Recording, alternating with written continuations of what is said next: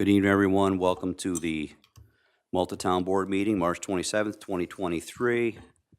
This time I ask you please rise for the pledge and also a moment of silence for passing of former Supervisor Paul Sawsville. Pledge allegiance to the flag of the United States of America, to the republic for which it stands, one nation, under God, indivisible, with liberty and justice for all.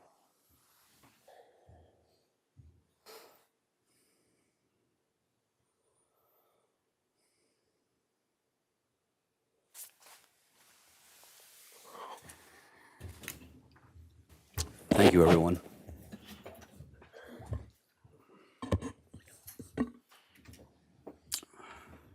First order of business tonight is to accept the clerk's minutes. So moved. Discussion? All in favor? Aye. Opposed? The motion is carried. Thank you. Next up, we do have a presentation this evening from the Malta Stillwater Ambulance. Scott Skinner. Scott, welcome, and the floor is yours. Good evening. Hopefully this works out. Talk a little bit, give you a little information about us. You might not want to know, but we're a $3 million business that covers all EMS calls in Malta, the town of Stillwater. We've been in business since 1961. We have 20 full-time and about 44, 45 part-timers. We have a couple active volunteers, and we have about 17 other volunteers, and our board is fully volunteer. So we'll get into this. This is our makeup, our personnel, our staff. We got some really good instructors. We do a lot of training. We do some critical care work, some ventilator work, RSI, which is intubation for people that lost control of their airway. We do some things that other agencies don't do, so we have high acuity ability. And we have all of those, and that's our makeup. I want to move quick because I don't want to take up your time. This is our building on Route 9, and this is our building in Stillwater. The town of Stillwater currently is building a new building that should be up by fall, hopefully before the end of the year, the way construction goes, and it's a public safety building. Our building has been there, and it's been redone many times, and we put a new sign out this year, and it's done as well. This is the makeup of our equipment. As you can see, one of our ambulances is out of service. It was in an accident this year, and it burned up, and hopefully the the 2 that we have on order are delivered this year, and we'll be back where we should be. We have a lot of specialty equipment, like we talked about, ventilators. We have some really nice equipment to help us do our jobs, and it just makes us more professional, and we're well trained and have. Unfortunately, it's expensive, but it really. There's reasons why we have it. It's saving back injuries, workers' comp claims, saving hands on a call, quickly taking care of patients. Number one is patient care. I just talked about training. We're all required to have 24 hours of continuous education a year, and we do way more than that. We spend a lot of time getting good at what we do. So it's like practice. You get good at it.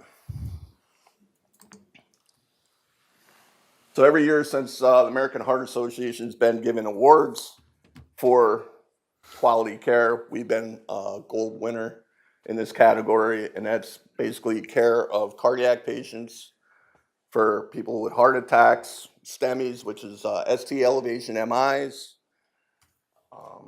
and also people with strokes, which is called brain attack.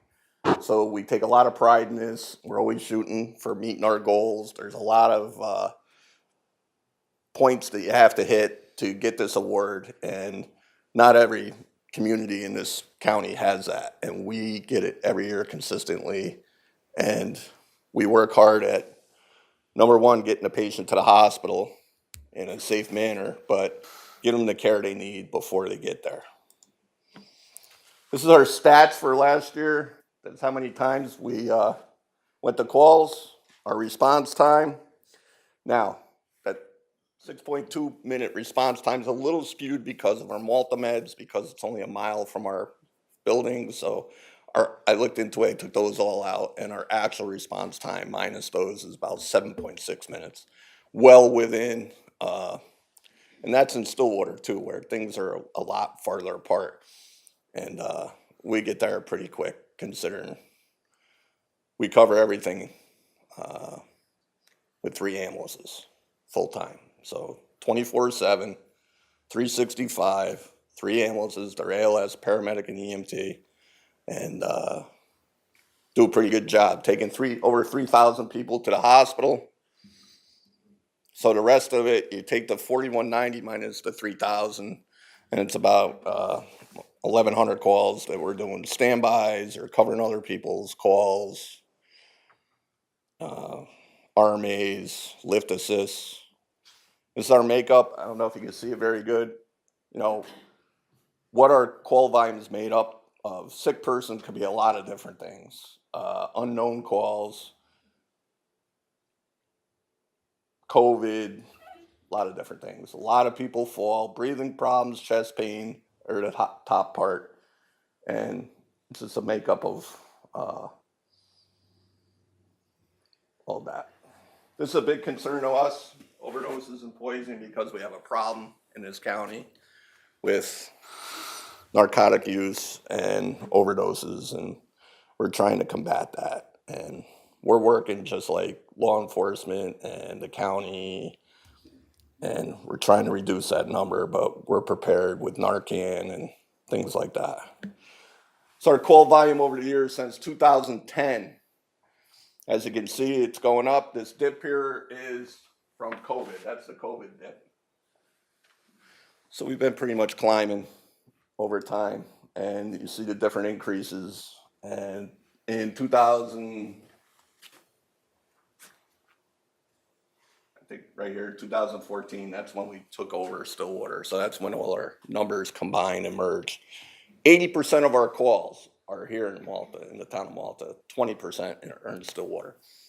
And with the changes in a lot of building going on and people moving in, it's still pretty much 80-20, give or take 2% either way. So that's not changed a lot. And this is our outcomes.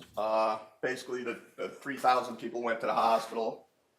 about 67 to 70% of the people are ALS. That means the paramedics in the back and they're either given an IV or medicines or on a cardiac monitor or worse, CPR, all that. And that's our layout, how they end up either going to the hospital. We do telehealth. We try to hook them up with a doctor and services so they can stay at home because we're not overpopulating the hospitals. So our challenges. This is all over the country. It's no secret. We're short people. People leave for $1 in our industry. They'll leave.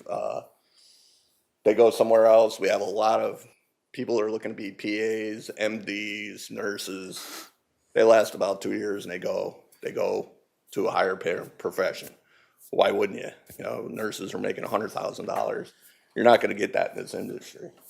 So that's one of our big ones. Medical supplies, a lot of our expenses are up, but medical supplies are going up. Medications are unavailable, hard to keep. Sometimes they're extending expiration dates, but they're still good.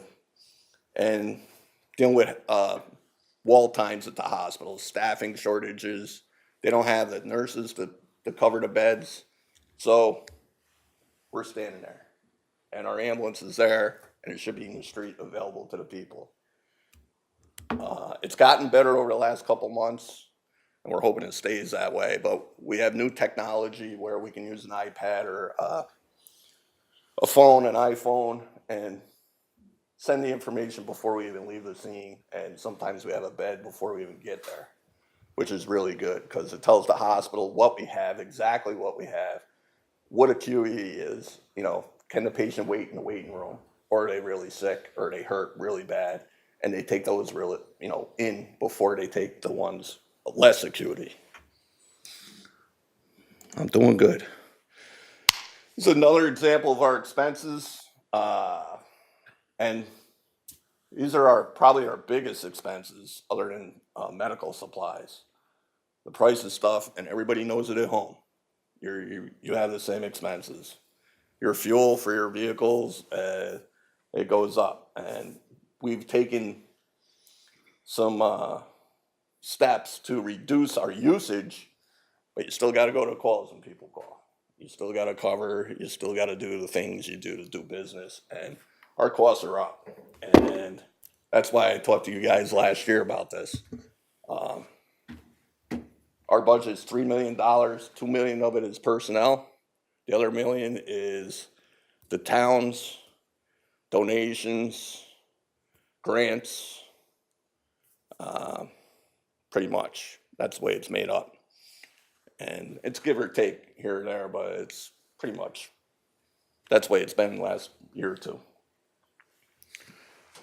And this is what it's all about. These people put it all together and offer a fine service for you, and they work hard at it. They don't sit around. A lot of other places, they sit around and watch TV waiting for the call. We spend a lot of time working and talking and planning our next encounter, going in your houses, taking care of you, or wherever you might be, whether it's you fell or I went to like 3 or 4 calls today with the crews, and they've had all different types of calls, and they've been busy, and we're right on track to about 4,000 calls again next year or this year. So I had this presentation done in January. It's just hard with a lot of stuff, the accident and the other things going on, that to get time to have the guys give me a chance to get in here to present to you. Any questions? Scott, Mark, I don't want to, if you were going to speak. No, go ahead. Go ahead. Just the one thing that's a bit of a, and thank you for doing the presentation here for us. The one thing that's a bit of a concern was your comment about us getting hung up in ERs to basically provide them with staff and have our ambulance stuck Yep. at a hospital because we're essentially providing them with staff. And I don't know what the protocol is for where your duty to place the patient in the care of the hospital ends and their duty begins. But I mean, obviously that's a concern. Well, there's a how technical, legal thing, and then there's the fine line, and then there is there's like 3 answers to that. So technically, when Straight answer is all. we I'm get looking- on the property, that's their patient. Unfortunately, they do everything they can not to take report. If we don't give report to a nurse or another provider, that's abandonment. They can close us down or take my certification and give me, I can't work anymore. I hear you. How do you tender a report that they have the ability to? Face to not- face reports with a provider, with a nurse or a doctor or Okay. a nurse practitioner or PA. That's really the point when your duty ends. Is that Yep. correct We understanding? move the patient wherever they're gonna be and make sure they don't fall, and that's it. Yep. Okay. Then we go back, we do all our reports, and it gets transmitted electronically to them, and they have a report within a couple hours, which our technology is like state of the art. Kind of like this. Can you help us understand the acuity of this problem? I mean, how big an issue This, is it? this is a nationwide problem. This isn't a, I'm talking about your problem with your organization. How often are you running into this, and what are you doing with the hospitals to try and remedy it? well, I'll tell you what Guilderland has done. The town of Guilderland has a municipal service, and they passed a law that they gave the hospitals so much time, like 20 minutes or a half hour, and then they put the charge nurse on notice, and then they're billing a certain amount of money per 15-minute period for the time they're sitting there. So they're billing them for their staff because they're basically using their staff to sit with this patient I and understand. sometimes care for the patient. Right, I understand. It was care. Yeah, so my question is, how often is that happening to you, your organization, and what steps are you taking to deal with it, or have you taken to deal with it?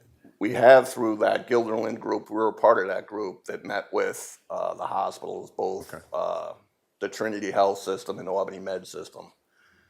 As everybody, I don't know if everybody knows, but Trinity Health is now St. Peter's, Samaritan, Ellis, and whereas Albany Med is Columbia, Albany Med, Saratoga, and Glens Falls. So everybody's like getting in groups now because of, look at that, because of finances. Their strength in numbers. So we were in that group. We met with them, and we've added technology through this electronic system, and it's gotten better since December, January. But there are still days when the hospitals are packed, and we're sitting there, and fortunately for everybody, it's less time, where we were in hospitals for 3-4 hours on the long end, and on average an hour and a half. I understand. Are you quantifying that and keeping records of it? We do have the ability for the statistics. I'm just hoping that, and we're watching it as a group, as both the Saratoga County EMS Council and the Remo region as a whole. We're watching it, and we have a way of reporting to the Department of Health extended wait times. Okay. So we're on it, but it's gotten better. So, the hospitals are our partners in medicine. They're the definitive care we take the patient to. But they do put a lot on us, and they don't realize that we're their customer as well. We bring them patients. The patients are our customers, and they need to find a solution. They're looking to us for solutions, and we're not the solution. We're there to take the patient that is ill or injured, take them to the hospital, and get the care they need. So Scott, first of all, thank you as well for providing this tonight. Thank you guys for what you do. Malta Stillwater Ambulance, I think I can speak on behalf of the whole board. We're very grateful for what you do, and we're lucky to have your service that you provide in town here. To kind of piggybacking on John's question, in terms of, okay, apparently this is a problem not just for Malta Stillwater Ambulance, obviously. It's Community Corps, it's everyone, Corinth, it doesn't matter. So has there been an official dialogue started to where, between yourself and the hospital, where you can actually start putting ideas or just even just a question answer part of the equation? What can we do to address this and start moving towards that end? Or is this still just kind of internal grumblings, if you will, with the agencies, knowing that the ambulance is the emergency room is short-staffed, so it's resulted in your slow turnaround? How deep has that dive been? Some of the hospitals have been trying different things and implementing different things. Dr. Duthaler was helping, and they've got some trying to institute new procedures to make the whole thing a more efficient handoff. And so, yes, the hospitals are trying different things. We are trying different things, and we're all working toward a solution to this. So you've been up here, so Peter, you know what we're trying to do. We're trying to figure out, is this lightning or is it a lightning bug? You know, we don't have kind of the sense of how acute this problem is. It's part of the EMS world right now, and the medical world right now. You know, hospitals are understaffed. We're, you know, tough for workers, and so nobody's going to abandon a patient. So everybody does what they can to make up for the gaps when there are gaps. Just an example, if a hospital usually has 7 nurses and they only have 5, they might close 6 beds for that. And their room's perfectly great with a bed in them, but they don't have people to take care of you. So they said this room's closed, or these blocks of rooms are closed, so because we don't have anybody to take care of the patient at the hospital. So you only got this number, and you know, you're at the will of the healthcare system. Our healthcare system is broke in this country. So, Your question, it would have to be countywide or statewide, region-wide. It's not something that Malta Ambulance or Town of Malta is going to single-handedly. No. I'm just trying to understand, like, how many man-hours are we hung up there, you know, over this period of time? How many times when did we get do a that. service call, can we not respond because our vehicle is hung up and our staff is hung up at the hospital because the hospital didn't take, you know, care of a patient that you delivered? I mean, all I'm hearing is anecdotal. So you want numbers, and I could probably get those numbers for you, but, because we did report on that as a group in You did, Remo. okay, How so many that would be hours great, were stuck yeah. over like 30 minutes? How many times were there over an hour? How many times were there over a half, over 2 hours, over Perfect. 3 hours? Yeah, that's what, Luckily for us, we put a lot of pressure on at the hospital to get out and to get back, so we're there. We don't give up a lot of mutual aid calls. We do a lot of mutual aid to other agencies because they're short-staffed, and we're lucky in that we're working really hard to just keep our staff so that we can cover those calls. But it's getting more and more difficult to do. And you take it as a whole, and it's a lot of work. And we're doing it, but it's not just us. It's everybody. And we're in good shape compared to the rest of the county. so what you were actually stating is it's a staffing issue at the hospital also, Yeah. and they adapt as they have to, depending on their staff. Yeah. And it could be upstairs in the hospital. If they can't move patients out or discharge them, then it slows down the process of getting people upstairs to open up a bed in the ER. That slows it down. It fills it up, and you can't get patients in sometimes. I've been in St. Peter's where there's a line of 8 stretchers lined up on a wall waiting for patients to get taken care of. I've seen them down there. Yeah. I've seen the And Albany ambulance Med is lined too. up for hours at times. How many times have you been like, ambulance is obligated at the hospital and, for lack of better terms, drop call where you can't respond and it affects your 6.2 minutes of response time? Is that calculated in that your assets are tapped out and it's, I don't have that number, but if it gets mutual aided right away, it doesn't affect our response time. Say it goes to Clifton Park or Wilton or Community, and they respond, that doesn't affect our response time. That's just a mutual aid quote. okay, that's how you mitigate that? Automatic, it's our system at the county, it's automatic, it doesn't take, it's less than a minute, and it's automatic. And the same when we go somewhere else, Ballston Lake, wherever we go. We're getting called to go to Cohoes.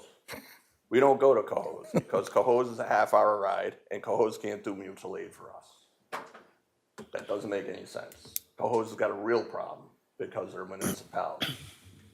They had an ambulance program. They gave it up in the 70s or 80s. And it's a mess. They're gonna have it fixed. They have RFPs out, and they have commercial ambulances, or the county, Albany County will take care of it. Somebody will take care of it. But we got called today to go to Cohoes.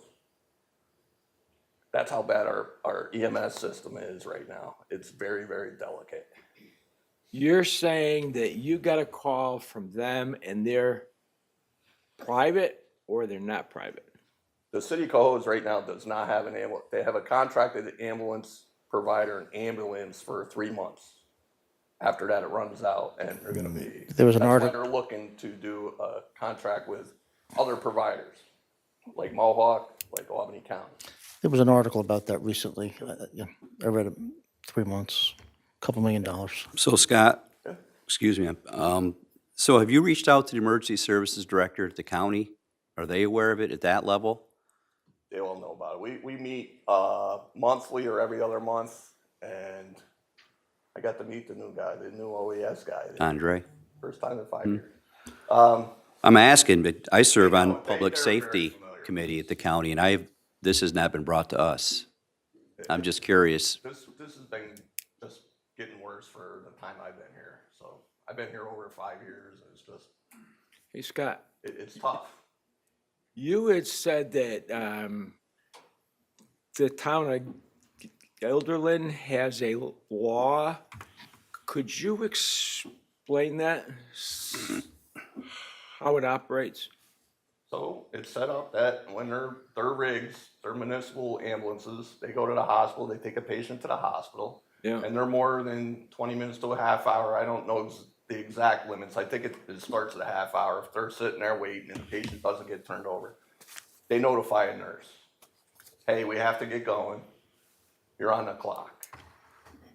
And they all know in the hospitals what Guilderland did, because it was a hot topic, and the hospitals basically say, we're not paying, you can do what you want, we're not paying. So But it puts them on notice. puts though. them on notice, and whenever they get turned over, they document it, and the town of Guilderland is gonna be sending them a bill. And if they don't pay it, they say they're gonna sue them in court, and you're talking Wouldn't that about big also affect their accreditations? Yeah, there's at the hospital? accreditations. They do have accreditations. And They have it, but if that window started affecting their accreditation, that's what they care about. Right, and Not so much the dollar effect. they are taking steps, like through triage and this Pulsera system that we're using currently in the street, to early notify the hospitals to try to get a bed for them or get a place for them, so that we can turn over the patient and get out of there. This, since we put it in place in early February, Yeah. it's really helped. And we've seen a drastic, I think it's only been 2 or 3 times since then where we've been stuck in a hospital a really long time. And, you know, I tell my crews all the time, give me a call, I don't care when it is, and I'll talk to the charge nurse, and we'll get you out of there, because 77 square miles we cover, with 3 rigs, that's a lot of area. And there's more and more seniors and other things coming Yep. in both towns, and younger people. It's obvious by your numbers up there. It's almost doubled. I didn't want to blow a lot of numbers at you and stats at you, because I can bury you with stats, and Yeah. you know what stats are. You can make them say whatever you want them to. Yeah, that's true. Well, I Town, hope not. I mean, let's hope that facts are facts. And it sounds like the fact is that during the last couple months, it's been 2 or 3 occasions. yes. And it's getting better. So that's encouraging information. Yeah. But our costs are. Yeah, thanks for being willing to help us understand that. I hope to do this every year for you guys because, and the community, because it's important to know what your public safety dollars are going for.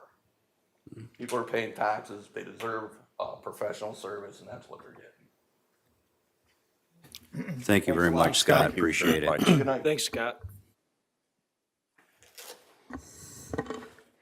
Comments from town board or department heads?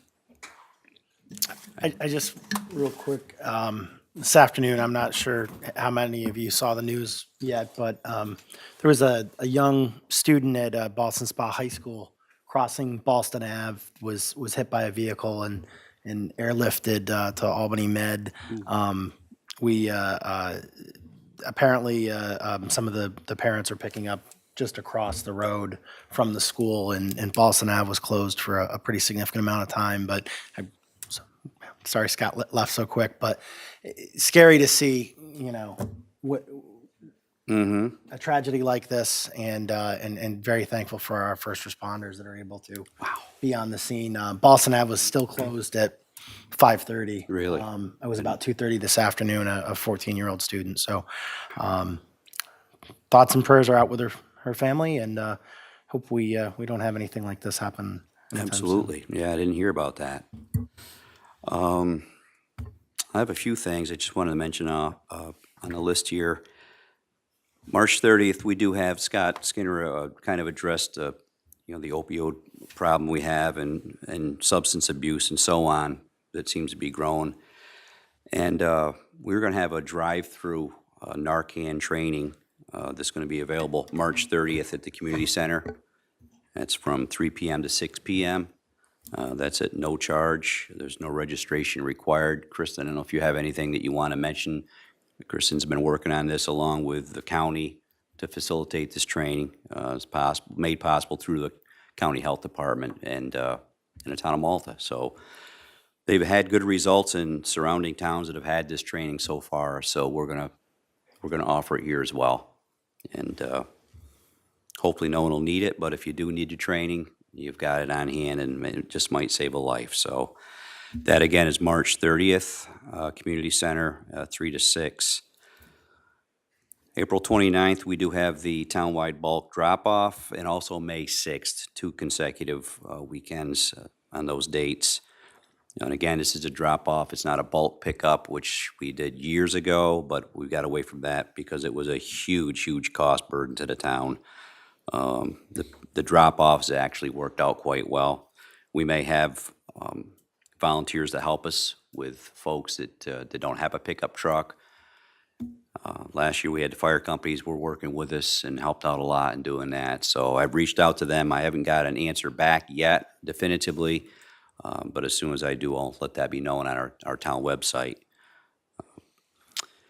May 20th, there's Armed Forces Day Parade. Also, Kristen's been working very hard on that one, and that is 10 o'clock in the morning. It's a little change in the route this year, not drastic. I think it's actually going to work a little bit nicer than what we've done in previous years. I think it's going to flow a little bit better right down through here. And again, that's May 20th.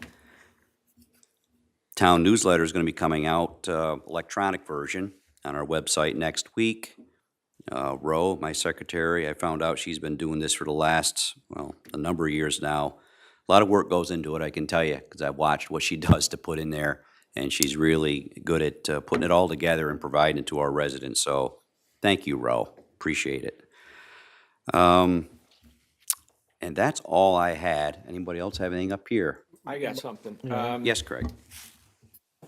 Recently, I found out that a lot of the residents down in Malta hadn't heard about the water grant, which is a supplement that came from the Stewart store. if anybody has filter issues, well issues, I highly encourage you to apply. It's an easy application. It does not include water heaters and appliances, but it's like filters, media, well drilling. And if you don't apply, you won't get it, so. Yes, thank you, Craig. That is very helpful for some folks. A number of them have utilized it thus far. We've got a recent applicant that actually is on our agenda tonight. But yes, it's out there. There is money still in there. It was made possible through that PDD with Stewart, so certainly anyone, I'm sorry. But that will go away if. That will. Yes, if That's the how water, I'm saying it, that if they've had replacements, you gotta take advantage of it. yes, before it's, yes, if the water district passes, that Might go away. it will go into that, absolutely. Thank you, Craig. Mark, Yes, John? if you're, I don't want No, go ahead. No, I'm good. I just want to, for those of you that, I know certainly Roseanne and Roger and Ted and maybe others here who served during Paul Sosville's time as town supervisor. Paul, and I didn't agree and sometimes had serious disagreements, but I think one thing that was clear was that he really cared about the quality of life for the people in this town. And, I never had occasion to ever doubt that that's what was behind the positions that he was taking. And as, he was not easily swayed when he took a position. And I remember talking to Chris Morrell one time, and he said, because he was a town board member, of course, before he was supervisor, and Chris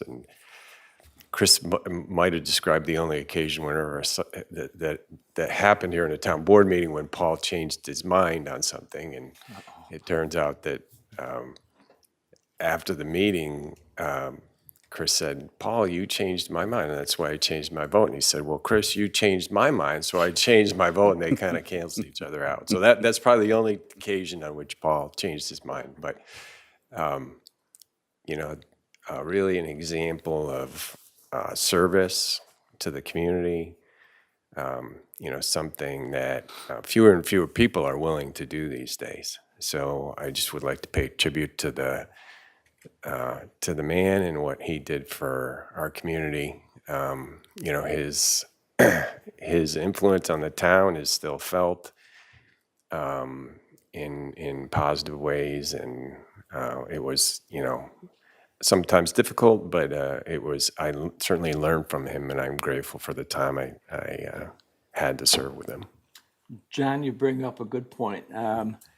The last time I talked to Paul, he stated very, very clearly to me, he says, you can't change your mind.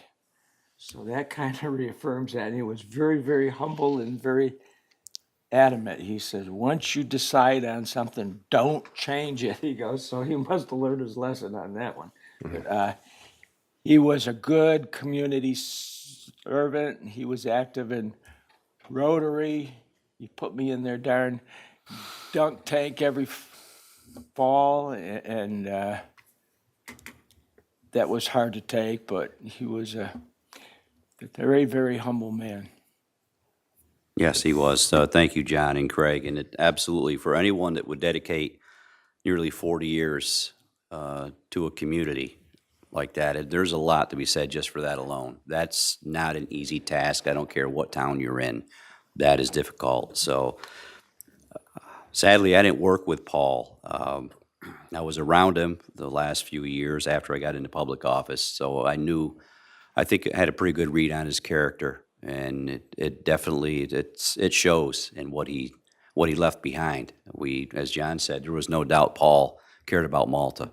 That was first and foremost. So he did his job, the position of supervisor, well. So I definitely commend him for what he did. And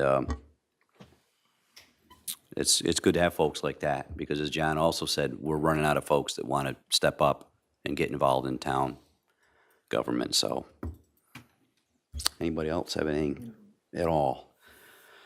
Department heads, Kristen, you have anything you want to throw out? Good, bad, or indifferent? Okay. Raj, you have anything? No. Roads are looking good, thank you very much. So, Jamie, you have anything? No? Okay. Well, that's good. So, moving right along to comments or questions from town residents. Very fast.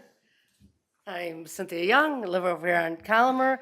I would be remiss if I didn't say thank you very much for the streaming. I know I hounded about it for I was a wondering little if you were going to bit. mention anything. So, yeah, so thank you. I think you're doing a good service for people that on an inclement night don't want to go out, maybe single parents, senior citizens that want to stay informed. Also, you know, I want to mention Paul Salzville. John, you echoed my remarks pretty much. Paul and I pretty much didn't agree on much, but I have a lot of respect for his public service. I felt like my opinions were always listened to. You know, we just had a different vision of how Malta would be. He was also a charter member, actually, of the Malta Sunrise Rotary, and active right up until the end. He was kind of the idea man. He'd come in and say, you know what we ought to do, and then the rest of us would have to do it. It would just be his idea. So, you know, he'll be missed. So he was an important part. 35 years of service should not go unnoticed. So, thank you. Thank you, Cynthia. Kathy? Oh, also, we have Paul to thank for Roseanne, you know. Well, it was Dave, So it's his actually. fault, huh? So we have bird. Blue, yes, you do. Um, And they are picking their nesting spots right now as we speak, They so. are. Kathy Eitzman, Malta Seniors. The town of Malta has been very supportive, as has the Saratoga County Office of Aging. And town of Malta Seniors actually reaches out to several communities within the Saratoga County area. Boston Spa Village and the town of Boston and the town of Milton are among them. The village has a birdhouse thing that they do, over 1,000 birdhouses. They gave 10 to the Malta Seniors, so we decorate them and turn them in. So this is just an example of one of the birdhouses that our Malta Seniors have done. We have over 280 members right now, and I think that is wonderful. And I just want to say that again, April 3rd, the first Monday of the month, is our meeting. Our emphasis is living your best life. So on April 3rd, we're going to have a person that comes in and talks to us about stress. Seniors have stress. So just keep that in mind. If you know of a senior, or if you are a senior, please come and join us. We have quilting, we have cards, we have mahjong, we have a book club, we have exercise. Look us up on the Facebook and internet and come join us. Thank you. Thank you. So are you selling that birdhouse tonight? No, the Village of Boston does though. First they I guess, vote on a birdhouse, the birdhouse wins, and then in October they have an event and they sell all the birdhouses. Can you turn that so I can see the front of it? You know what kind of birdhouse that is, right? Yeah, bluebirds. Okay, that's very, very important information. Thank you. They were actually endangered up until about the 90s. A lot of folks don't realize it is because they didn't have habitat. Mark, I don't know if you noticed, but seems to be designed as a multi-family birdhouse, so we want to This, please make sure that goes in the appropriate zoning districts. is that 2 stories, is that single? Like, is that another I hole thought in it the was, back? yeah, Okay. yeah. It's a good point, John. Thank you for bringing that up. We'll watch for the placement of those birdhouses. Any other questions or comments from town residents? Anything at all? Nothing? Knew I could get somebody else up there. My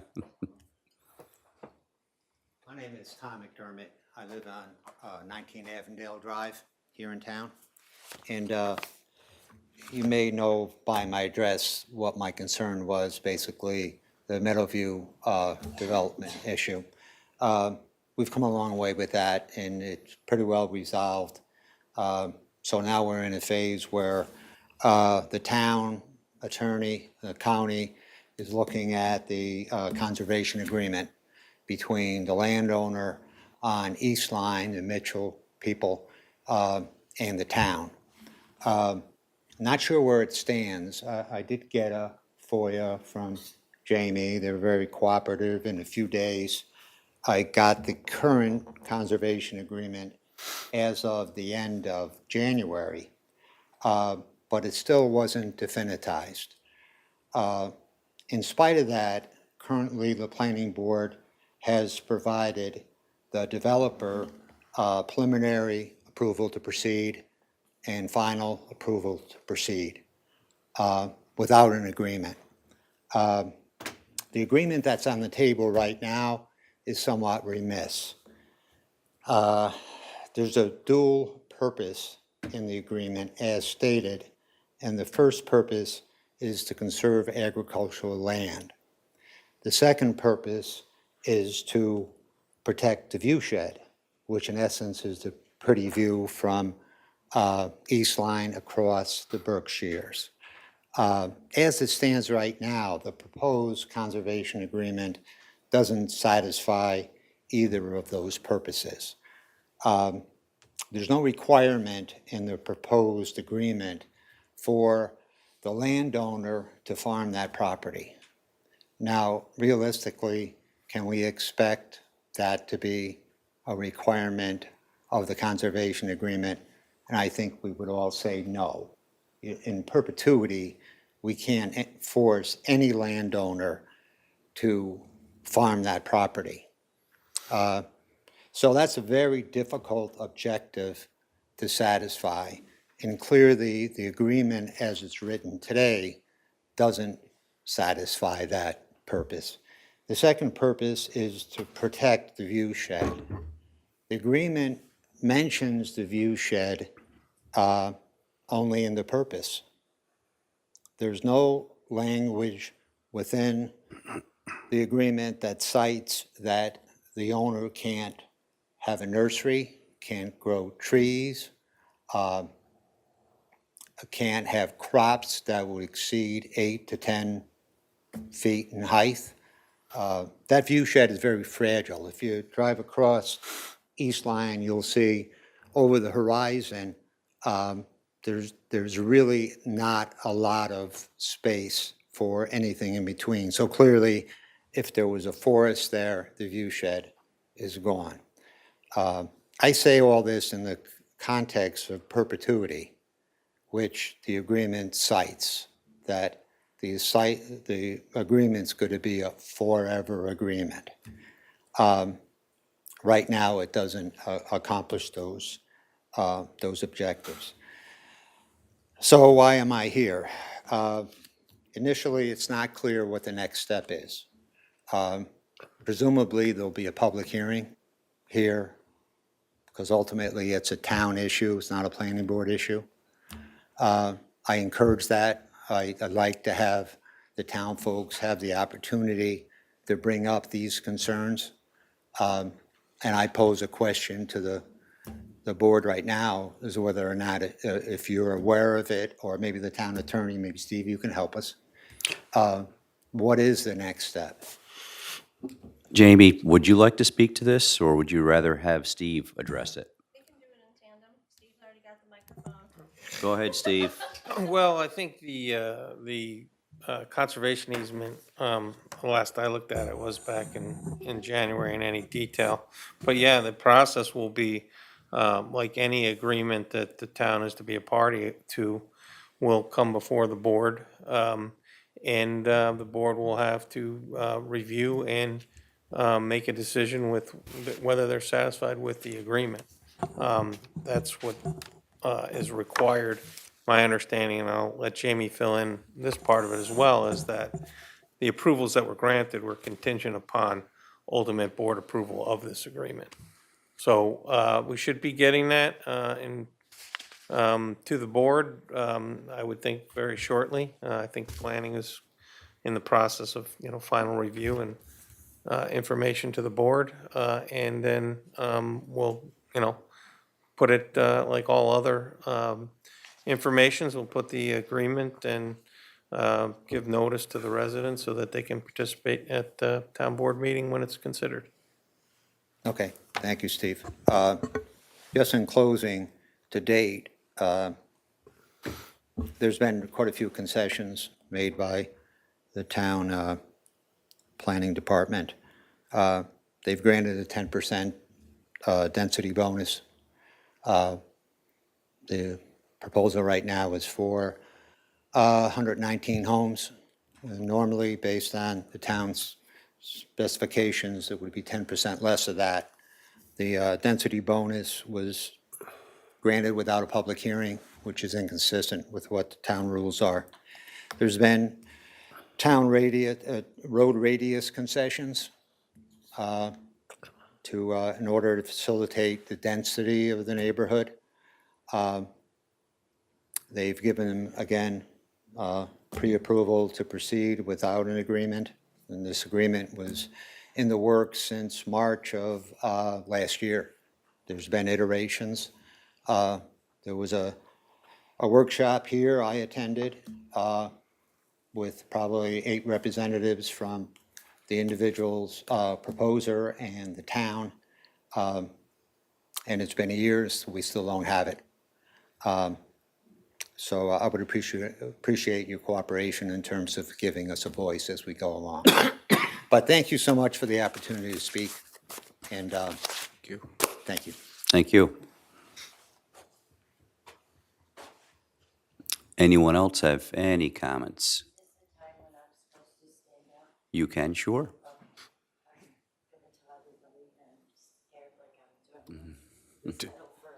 Well, trust me, you shouldn't be afraid of us. I've always been afraid to get up in front with Please don't be. a poem for church. Yeah, you have no reason to be concerned at all. You should be very comfortable. My name is Cynthia.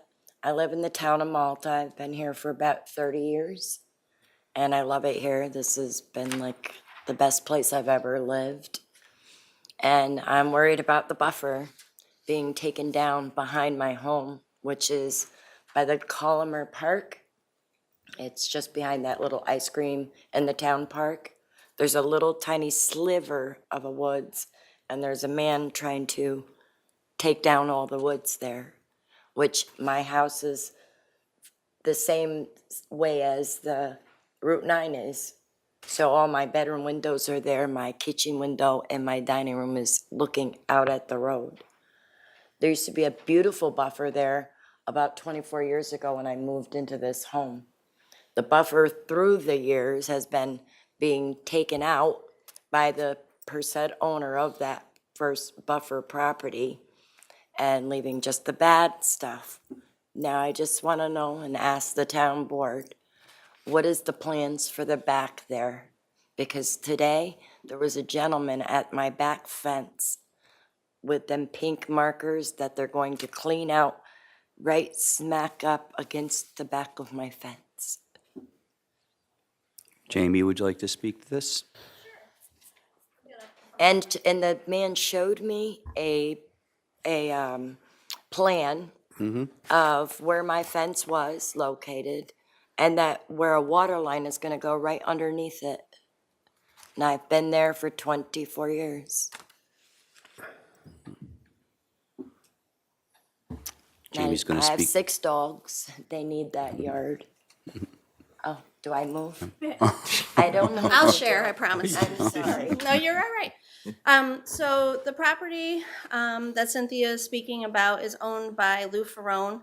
It fronts on Route 9. This was a parcel that has a considerable amount of road frontage. It's like 526 feet along Route 9, and it doesn't go back very deep. It's one of the ones that when we were doing the Route 9 North rezone and we were speaking about buffers and opacity and how we were going to deal with that, this was one of the lots that was going to, depending upon what the town board decided on the zoning, this would have been a situation where this lot basically would have had to be completely buffer if we had included it in the C9, which we did not do. But, so a couple years ago, Lou had brought in a proposal for a food truck kind of corral situation, for lack of a better word. In the last couple of weeks, he's emailed the town planning department saying that he is no longer pursuing that, and he never got approval for that project. I think he came once for a concept and never came back. So there is no planning board approval to do anything on that property at all. The property is just shy of 2 acres. And he asked if he could clear some of the brush. He wanted to put up a sign because it's now for sale. And actually, I think before Lou did this, he had offered it a couple years ago to the town of Malta, if we wanted to have it as a donated piece. And at the time, I guess the answer was no, because obviously we're on a different path now. So he got approval from New York State DOT to put in a driveway, which is where the gravel is coming off of Route 9, to the property. And so that's what he also said he wanted to do, was to get that in, cut in some brush and things. He said he wasn't going to grub, and he said he wasn't going to disturb the buffer. So this has been going on for what, a couple weeks now? I feel like a couple weeks. So on Friday, Lou came in here with his land surveyor and stormwater management officer, and I had a frank discussion with Lou, asking him, what really are you trying, what are you doing? Now, there's no law against him cleaning up his lot and things. You just can't stump, but we get into a situation where it's a smaller than an acre of disturbance, and so we really don't have any teeth, so to say. So we told his surveyor that we wanted that 20-foot buffer that was shown on the original plan that has the roadway, and it shows your fence and some of the other homes that are along that line, that we wanted that 20-foot buffer flagged. And we want to see a row of flags so that the person that's doing any kind of grubbing or thinning out or whatever is going on knows exactly where that is. And anybody stopping by the site, including you, would be able to see where it is, and they're not supposed to touch it. I think there's some encroachment issues, which again is a civil matter. It doesn't have anything to do with us, but that's all that we know. That we don't issue a soil, he has a soil disturbance permit because Lou asked for one, but technically because it's underneath the acre, we don't have to issue him one. So that's kind of where we're at right now. I think eventually he's going to want to do some more thinning out of it, and I would surmise that it has to do with the marketability of the lot. I think that's why he wanted to put the DOT driveway that was already approved back in 2021, I think. So he has been sitting on it for a little while.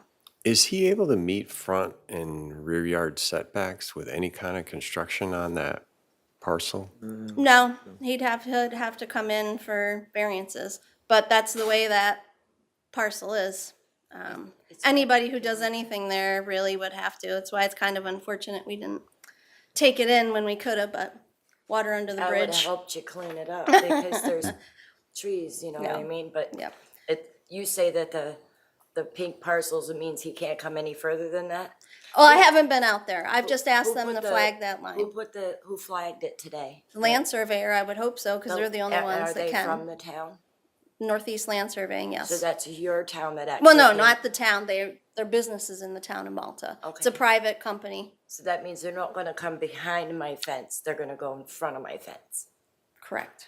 And my fence can stay existent. where Again. It's been for 24 years. Yeah, I've lived I there mean, that's a civil 24 matter. years. Town of Malta doesn't I regulate was only fences. 32 when I moved so- here, and I'm gonna be 57. Yeah, so we don't get into that unfortunately, because we don't regulate fences, so that's gonna be a landowner situation. Okay, what are they, what are You they? should really consult an attorney because you may have, through adverse possession, you may have acquired the I right. don't own the land, I just rent. Okay, and I well, then you rent wouldn't my have. rights. Yeah, so the owner of the park may have acquired rights to keep that fence there.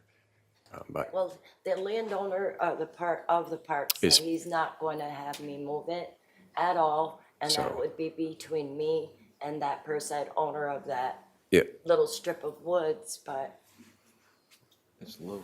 I kind of don't expected that I was gonna ask you because I got a little nervous. I'm sorry. Yeah, it's all right. I just want to keep my backyard, and I don't want to see Route 9 any more than I already do. Literally, it's gotten so thin that you can see in my windows. I'm only probably 400 feet away from the road of Route 9. That's a 4-lane highway. And I just want it to be a little more quiet. I definitely don't want to not be able to use my backyard. It's my only spot where I have to go and be quiet, is in my backyard. Well, thank you, Cynthia, and we have the right people on it to pay attention and monitor what's going on there. And of course, above all, make sure what they're doing is allowed. Okay, and what about the water line underneath my fence? I don't know anything about a water line. That place was going to be built on at all. Jamie, you can, nothing According about to a this water guy's line, do you? Plans that he showed me today, the one that was doing the flagging, showed me where a water line is gonna be going in, and it's right on my fence line. Is that water line going through your land that's rented? No, it will be if you Going make it parallel move to my it, or- fence. Well, I tell you what, if somebody starts digging for that water line, I would give Jamie a call because they don't have, there could be an easement there. We have no way of knowing that. Right, But before they start digging to put a water line in there, they would need to be telling us about it. okay, thank you. Right. So they have to tell you, or you're having the town clean from the fence up forward to the, because he said the whole thing is coming out, all the trees. No, the town wouldn't be doing any work in there. The town wouldn't be doing anything in there, no. Okay, well, this guy said that they're clearing from my fence all the way to the road. And Jamie just explained that there's a buffer that we're gonna require, right, that 20-foot buffer Okay, be, from the road Right. to that area. they could be cleaning that out. Yeah. I mean, if they're coming from that flagged area towards Route 9, then that sounds like that's exactly what they have planned. But to go towards all of the homes there from that flagged line, that's what we're saying they can't do. That's what Building and Planning has told them that they cannot do. Right. We've also asked the contractor who Lou has hired to contact us before they dig, because we're gonna go out there, we're gonna take a look at the line, we're gonna have a conversation, much like we do with pre-construction meetings. Just kind of get everybody on the same page and let them know that, we're gonna be watching. The water line part, that property didn't originally have water when Lou proposed the food truck venue. He did get Saratoga Water Services to incorporate him into their district, so we had to go through that year-long process and get so we're not a part of that process either, but Saratoga Water Services would be. So if there's lines being located or anything like that, I'm thinking they would, together with the surveyor, they must know where it is, so. And they're allowed to dig the water and make a water line behind there? They could have an easement already there. They could have legal rights to do it. We don't know that. Who's the present owner of that property that you're on? That I'm on? Yeah. Littles, I I believe. don't know who my real landlord is. I know Tom Little is the management. I know his daughter Lauren handles their affairs, and some guy Mark is a name that has floated around the park. I know I paid my rent to Malta Mobile Acres, Okay. and I've been there for 24 years, and I just want to keep my privacy in my yard. And as you said a very good word, my quality of life, what's left. I appreciate what you're saying, but to be honest, in out of respect, I'm going to be honest with you. That is, that property is owned by Mr. Ferrone. He does have certain rights, within the law to do certain things on that property that you are not going to like and don't like, and they're lawful actions. We'll do, what we can within the rules to try and, Protect me as a yeah. resident of but it's not gonna be what you're used to. And so I'm not gonna, don't walk out of here thinking that it is, because it's changed and it probably will change some more. Okay, we'll do what we can to help you, but, you know, he does own that property and he's got rights to do some things on it.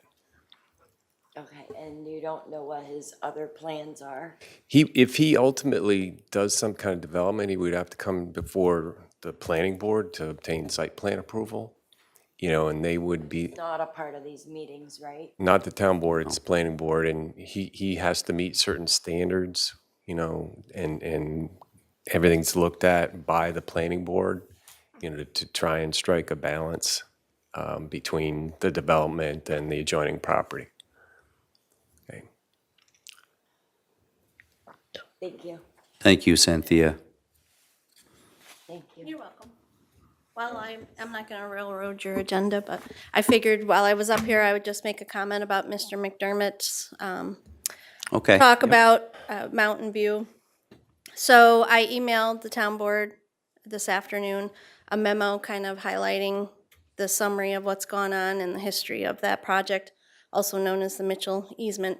And I supplied the town board with a map and a copy of that easement that everyone's referring to of January the 24th, 23rd. That is the final draft that lawyers have looked at and redlined, and that's where we're at. I gave you a couple of the resolutions, or notices of decision, I should say, excuse me, that the planning board did regarding their conditional approval based upon the town board accepting this agricultural easement on behalf of that project, and also the notice of decision regarding the Surrey Ave extension? Getting my names mixed up, but the roadway that connects and the fact that that's going to be emergency access only with a couple of gates and 4 signs. So all the materials and also the county referral response as well when we referred it there to the county for the town board's review. And if anyone has questions, wants to meet with me for clarifications, just let me know. A couple things, Jamie, just Sure. quickly. One was, we were told that a density bonus not provided for by our town code was authorized by the planning board, and that was kind of a point that we would take notice of. You know, we have a cluster development. I mean, what density bonus was provided, and was that consistent with our town code? So it was a 10% density bonus. I actually think my paper's in the chair, which amounted to 11 additional homes versus what was allowed. So you took the land and we subtracted out all the slopes and wetlands and did the math, and I've got it over there next to Roseanne.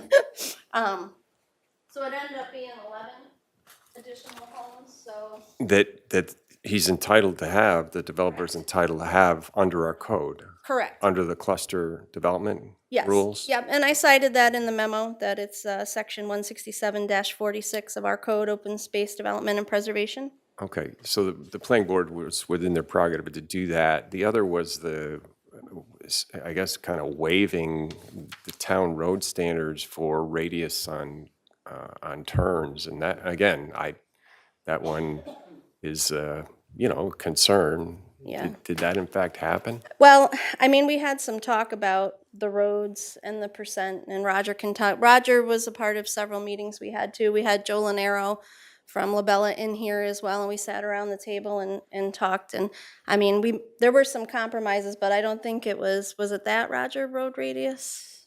I know we had the percentage. Radius isn't there, Okay. according to our code. And he said he's gonna put up a sign, which I don't think that's gonna do anything, but.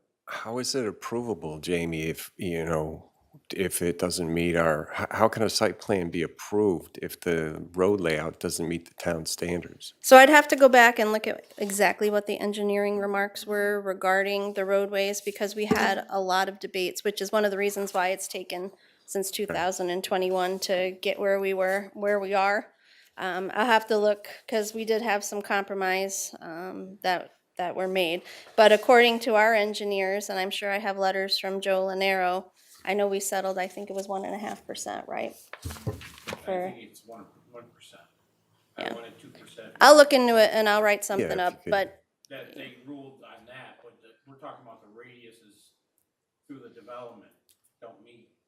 road standards. Right, and I think when you get into the conservation subdivision piece and rural roads, I think that there's a piece in there that talks about the ability to reduce some of those things because we're creating density in order to preserve something like the view shed in an active agricultural area. So I'll look it up and Yeah, I mean, our send it out. concern I is that just- everything's just being done according to the rules, right? That's Right. all we want, yeah. Mhm, And yeah. one last comment, if I might, it's very common to have planning boards conditionally approve Mm-hmm. projects where things that haven't happened yet are made conditions of ultimately the project being able to go to building. And that was done here with the access road. So don't think for a minute that that was some special exception that the planning board made. My view is that almost every project that gets approved these days has some kind of conditions on it that have to be subsequently met for the project to go forward. And the agricultural easement that you have was, and I mentioned this in the memo, came from the Ag and Markets approved template. So we worked off of that. And Leah Everhart was engrossed in this. She was at the workshop we had a year ago. I think it was March 9th, 2022. Steve's been a part of it. The applicant's attorney's been a part of it. So we've had a lot of legal minds coming to the table. So again, if you have questions, I will look the other part up about the road radius and get back to you. Thank you. Welcome. Thank you, Jamie, very much.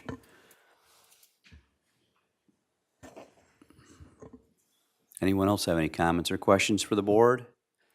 Yes, sir, in the back. Jim Thoman, 6 Candlewood Drive. On that same note with that, now the emergency access road will probably still have sidewalks included with it, I'm assuming. And I just kind of want to confirm here and now, if it's possible, probably not, you guys probably can't confirm it now, who would then be responsible for making sure those sidewalks are clear? Would it be the Avondale HOA, or would it be the new HOA that's established under the Meadowview Estates? Steve or Jamie? I mean, I'm not the planning board attorney. I haven't Right. reviewed the I road just- standards, so I don't Just wondering if you had No. any, sidewalks are required, but generally, under our code, if it's within an HOA, and I'm not sure what HOA that's within, but the HOA would, under our code, be responsible for maintenance of sidewalks. Because it would be a new connecting road into our development that doesn't exist now. And it would be for the purpose of one of the parts of this project, everybody's talked about the agricultural, was connecting neighborhoods as well as part of the comprehensive plan. Yeah. So I just want to make sure that if it's a sidewalk that then connects, that our residents we're not responsible for, that all of a sudden it becomes something that we're responsible for. So this is going to be, I think this is all going to kind of come into when the comprehensive plan comes before a public hearing. A lot of these things are going to come to all the things that have been discussed in the planning board are going to be brought up because they all intertwine because of this agricultural easement part of it. And what the town is getting from it, what the new neighborhood's gonna get from it, and what our existing residents are gonna get from it. All that stuff needs to be considered. So even though some things are considered a planning board issue, typically, those things will basically come to the forefront because all those things need to be considered. I don't think, I mean, in my short time of, in engineering, I've never seen a more kind of hodgepodge way of getting a development done. So that's why I think that a lot of these issues are gonna be coming up and need to be discussed and probably help in the future, because yes, we all want to keep our agricultural land, but, are we going to do it the right way? And I just want to make sure that, everything is being done. And I think it has so far. I've had some disagreements with some of the things that have been done, but if we're going to put a new development in under a guise of a certain condition, let's just make sure that it's not just the spirit of that condition, but we try to follow it as much as possible. So that's all. So, I mean, like I said, the sidewalk thing, I'm just throwing that out there, but that will be probably one of the things that gets brought up because it'll be an added expense onto existing residents that they didn't vote for. So, that's all. Thank you. thank you. Anyone else? Okay. So on to town board business. We do have an action item tonight. It's to authorize a New York State DOT use and occupancy permit application. So moved? Do we have a resolution on this? We do. I don't see it in the folder. Got it? Yep. In the 3/27/43 town board meeting. There's minutes, PDR, and Pellegrino lease. All right, that's, Oh, I was just looking in the folder. Okay. This is based on the new requirement from DOT, right, that they considered the stuff that we've put in the right-of-way ours to maintain. That's the deal, right? And we have to enter into an agreement with them to maintain it. otherwise, we really can't move forward with future projects in that same stretch, along with the form-based code. Any mid-block crossings or anything like that. Yeah, it's in response to the changes in DOT's interpretations and over time. But this process is, in fact, I think in either November or December, we passed a very similar resolution regarding the new realty firm in the old schoolhouse. There were some improvements there. DOT did not like that resolution and reviewed it and was not going to authorize us to enter into any new agreements, UNO permits, until we revise the resolution. And that's what generated this particular resolution in response to DOT's concerns. Did you find it?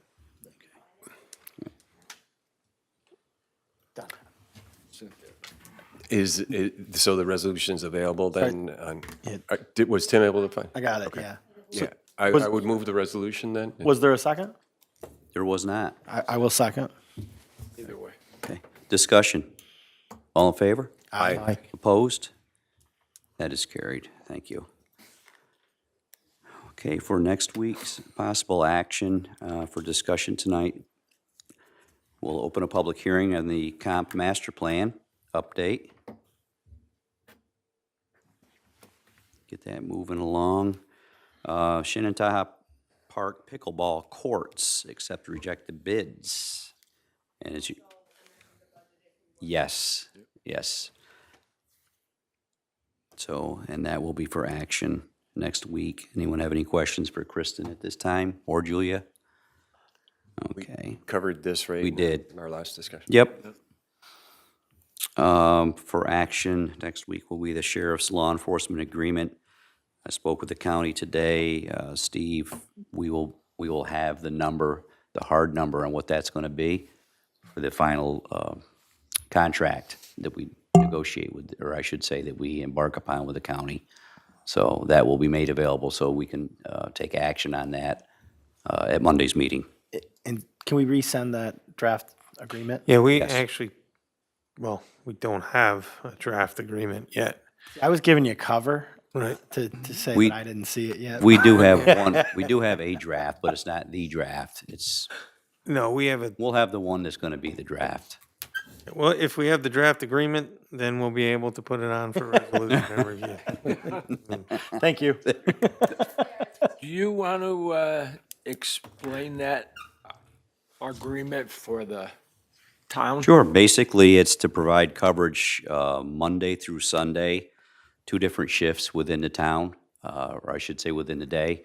It'll be a 7 to 3 and then a 4 to 12 shift. So what that will mean is we'll have actually a dedicated sheriff's department vehicle and officer for the town during those days of the week and during those hours.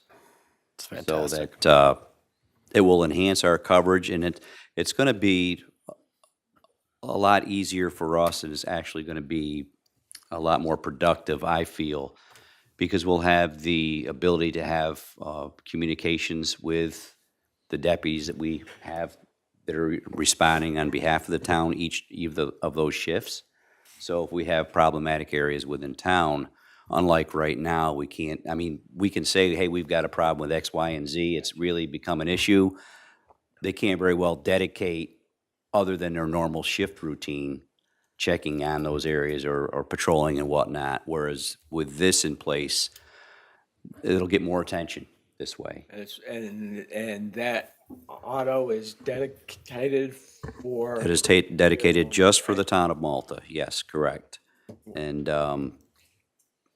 I think that it's going to help multiple areas, especially of our town, but the whole town in general will benefit from this, absolutely. So I'm looking forward to it, and was kind of hoping, quite frankly, that we could have got it off the ground by now, but things sometimes move slow, believe it or not, in government. So hopefully we'll have that all ready to go and rock and roll next Monday. Excellent. Next item will be established retirement standard workday and report for elected and appointed officials. Julia, do we have anything that, Right now, we don't have priority, has been finalizing, financial statements and annual update report. Okay. At the end of the year. This is just a requirement by New York State for certain, elected and appointed officials, depending on their terms and when their last report is. right? The minute I have it, if it can be voted on for next meeting, that's great, but the minute I have it, I will. Okay, We can leave it on for now. leave it on. It's a really simple activity. Right. I just have to do, I just gotta review it. That's okay. We're not going to rush you on it. Thanks, Julia. Next item would be the Maltaville Water Grant application. As I said earlier, there is one name on there right now that is, Just one, yeah. yep, it's the amount of $1,057. James. Yep, James Lofthouse. That's 15 Old State Road. And we also have our balance right now for those that are wondering. We have after this payout, it would be $165,146 left in that fund to address water issues in Maltaville on behalf of that PDD. So we do have that.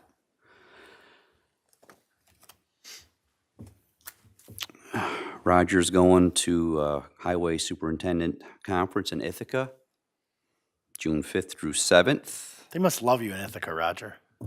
You seem to fit in well in Ithaca. Bring the sunscreen, Roger. Bring the sunscreen, buddy. Next item would be Sewer District. Excuse me, ma'am, we have a meeting going on here. Secretaries, I'll tell you. Sewer District number 2, outside user, someone that wants to tie into the sewer district. That is a formality. It's on Miller Road, I believe. Budget transfers, of course, I'm sure Julia might have a few. Next item would be the PDR agreement with the Cornthwaite. Yeah, Mark, if I could cut in here, I know Miles is here tonight. The next step is for us to negotiate the purchase agreement. We've had a meeting a month and a half or so ago, 2 months ago. I just recently was able to get over a agreement. Miles hasn't had much time to review it. But assuming we're able to come to terms on that agreement, we'll have it much like the sheriff's. I'd hope we would be a little further along today, but it's no fault of Miles. He only got the agreement. And whether he's having an attorney review it, but for now, we're not in a position to do anything further on it, pending communication with Miles. Is there any we have the appraisal, Steve, here in our files. Is that, everybody's in agreement with that value? We've had meetings about that, and I think we're going to be able to make that work, yeah, so. Can we put any fault at all on Miles for this, Steve? Even a little bit? We can, but, usually we only do that when people aren't in the room, Mark. No, I'm kidding. Oh, he is here. I'm sorry, Miles. I No, didn't see you it's not a there. matter of fault, it's just the process was first to get the appraisal and review it with Miles, and secondly, we had to figure out whether we're gonna be able to pay for this and how that would work, and we passed some resolutions regarding that. Once that period cleared up, now it's like, let's get the ink on paper and move this thing forward. No, seriously, there's a lot of moving parts in this type of thing, and I had no idea myself until I got involved with doing it as chair of Oats and saw just how long it takes for things to get done with any of these easements. So it's But likely, not a stroke of the pen and then it's done. It's not quite that simple. and likely with this, just like other projects, the contract is gonna be contingent upon a satisfactory easement being reached. In other words, neither party's gonna start spending a lot of money.